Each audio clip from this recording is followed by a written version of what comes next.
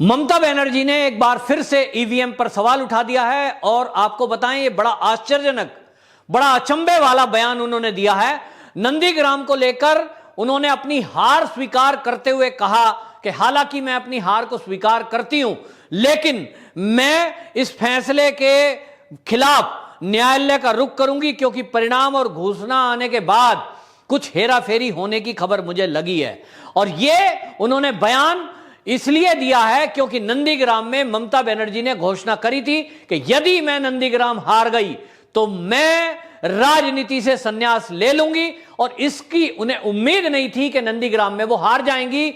आज जो करारी हार नंदीग्राम में उनकी हुई है अब मुंह दिखाने लायक नहीं है, और इसलिए उन्होंने फिर से पाला पलटा और ईवीएम पर और चुनाव आयोग पर सवाल उठाते हुए यह कहा कि वो सुप्रीम कोर्ट जाएंगी और ये जो फैसला हुआ है इसको चैलेंज करेंगी। तो क्या ममता बनर्जी ये कहना चाह रही है कि पश्चिम बंगाल में जो टीएमसी ने बढ़त हासिल की है, जो 215 सीटें लाई है, ये ईवीएम की और चुनाव आयोग की गड़बड़ी से प्राप्त की है?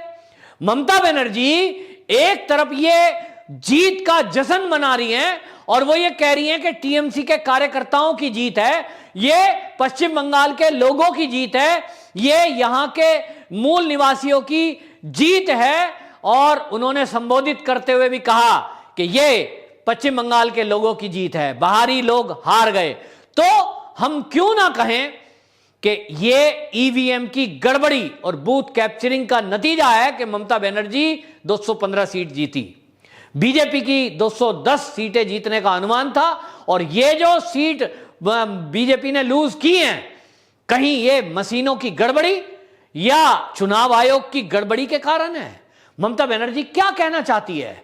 एक तरफ ममता बनर्जी कह रही है कि 215 सीट जो ली हैं ये हमारे कार्यकर्ताओं की जीत है, तो नंदीग्राम में क्या उनके कार्यकर्ता नहीं थे?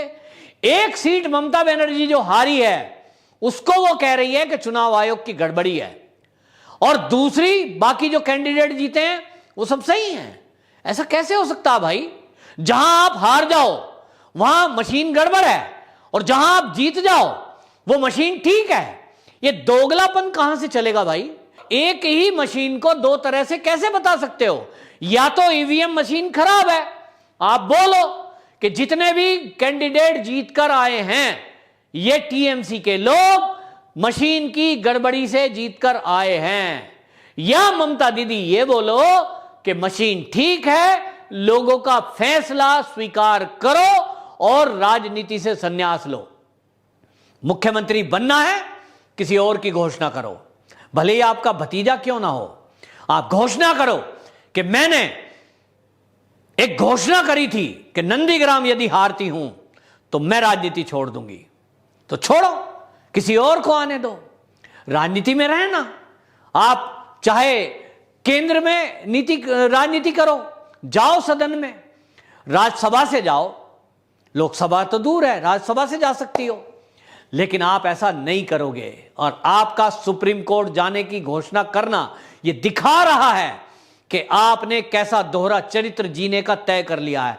अब ममता बनर्जी वो ममता बनर्जी नहीं है जो अपनी बात की पक्की मानी जाती थी, चाहे भले ही नुकसान क्यों ना हो।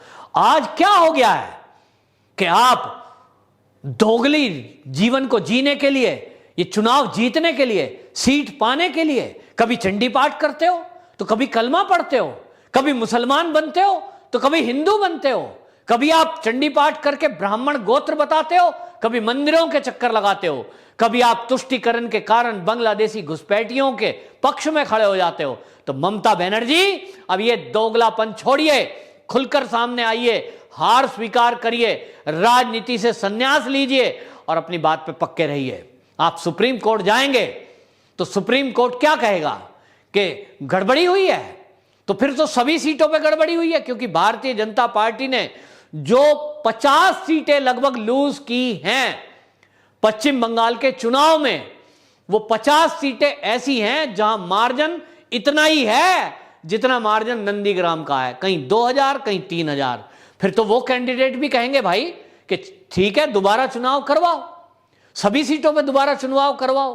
तो अगर ममता बनर्जी ये कह रही है कि चुनाव आयोग की गड़बड़ी है, नंदीग्राम में कुछ गड़बड़ हुई है, तब फिर यह कैसे भारतीय जनता पार्टी के लोग मान लें, जो लोग हारे हैं, कि हमारी हार ये चुनाव आयोग की गड़बड़ी या ईवीएम की गड़बड़ी से नहीं हुई है। इसलिए तो मैं फिर यह कहूंगा कि भारतीय जनता पार्टी के जो हारे हुए कैंडिडेट हैं, वो इस चुनाव में ममता बनर्जी की बात को ही आगे रखते हुए वो इसे फिर सबके सब लोग चैलेंज करें और जाएं सुप्रीम कोर्ट, वो भी कि या तो हमें भी दोबारा चुनाव का मौका दिया जाए, हमारा भी इलेक्शन दोबारा कराया जाए, हमारी भी मतगणना दोबारा हो, जो लोग हारे हैं वो सभी घोषणा करेंगे। फिर तो ऐसा कैसे हो सकता है कि एक केवल नंदीग्राम की सीट पे सुप्रीम कोर्ट कोई अपना फैसला अलग दे और बाकी के लिए अलग दे।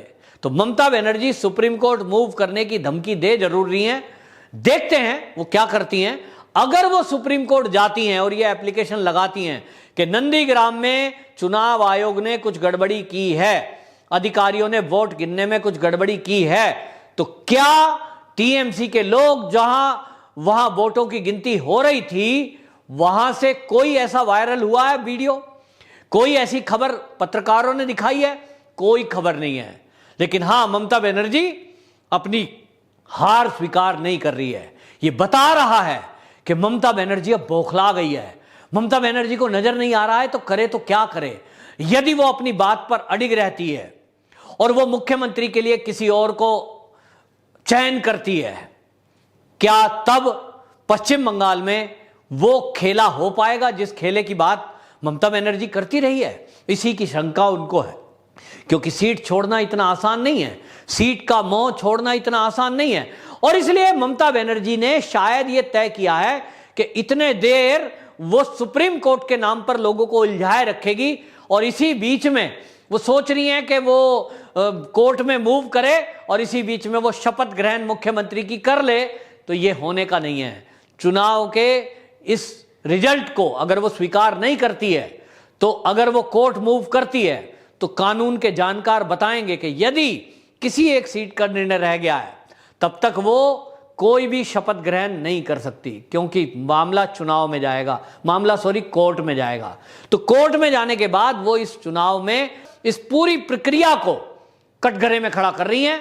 और ये ममता बनर्जी का ये कहना कि नंदीग्राम में कुछ गड़बड़ी है, ये कहकर वो पूरी चुनाव प्रक्रिया को एक तरह से कटघरे में खड़ा कर रही हैं। और इसको पश्चिम बंगाल में जो जीत कर आए हुए कैंडिडेट हैं, अब वो घबराहट में हैं कि अब उनका क्या होगा। और हो क्या सकता है कि यदि ममता बनर्जी के इस बात को लेकर के एक सीट की मतगणना दोबारा की बात होती है, तो भारतीय जनता पार्टी के जितने भी कैंडिडेट हारे हैं, मैं आपको बता रहा हूं कि उन सब ने तैयारी कर ली है कि यदि कोर्ट इस तरह का कोई निर्णय दे सकता है, जो उसकी गणना की अगर वो घोषणा कर सकता है, तो फिर गड़बड़ियां का आधार लेकर के हम भी कोर्ट में मूव करेंगे।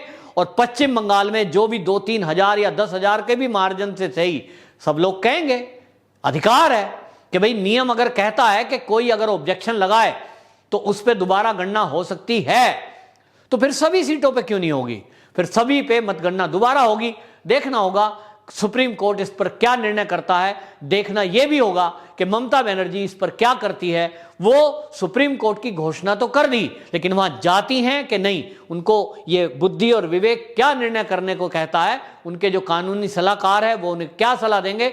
फिलहाल जो लग रहा है कि ममता बनर्जी अपनी हार को पचा नहीं पा रही हैं। उनको लग रहा था कि किस तरह से एक मुश्त 30% मुस्लिम वोटों के आधार पर वो नंदीग्राम जीत जाएंगी। जो उनका सपना था वो सपना चकनाचूर हो गया।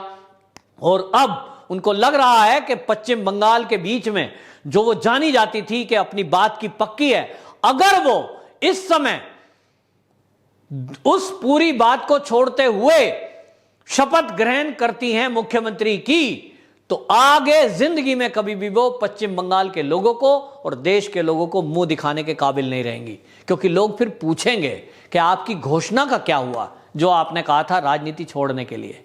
तो फिर ममता दीदी क्या झूठी घोषणाएं करती है, ये लोग सवाल पूछेंगे।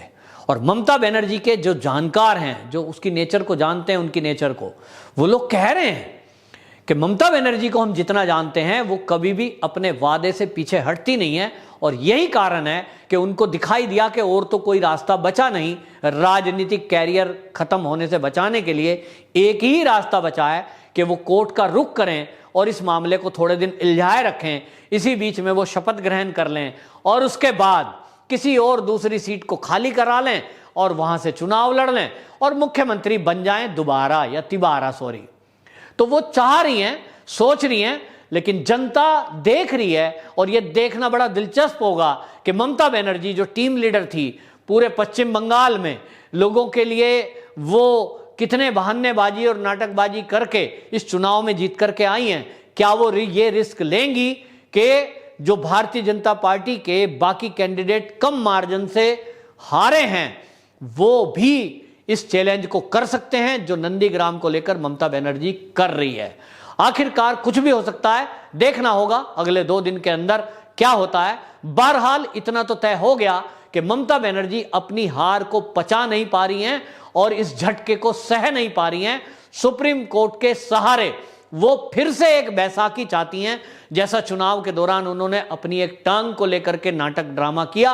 अब की बार फिर ईवीएम और चुनाव आयोग पर सवाल उठाकर नंदीग्राम में अपनी नाक बचाने की कोशिश में ममता बनर्जी हैं। वंदे मातरम।